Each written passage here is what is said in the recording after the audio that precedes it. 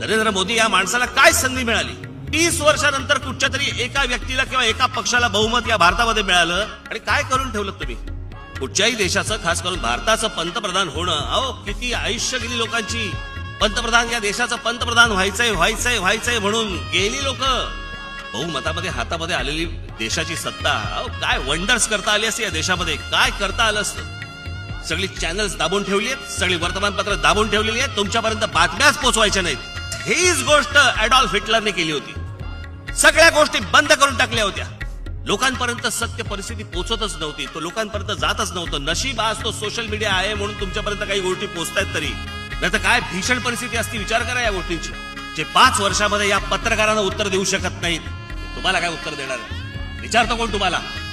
याला काय देश बनायचा का? मला जरा सांगा, याला काय सरकार बनायचं का? सांगा. आजपर्यंत अशा गोष्टी तुम्ही कधी ऐकल्या होत्या का? अपने ही जवान गुलाम थे, उन्होंने गोली मारी थी.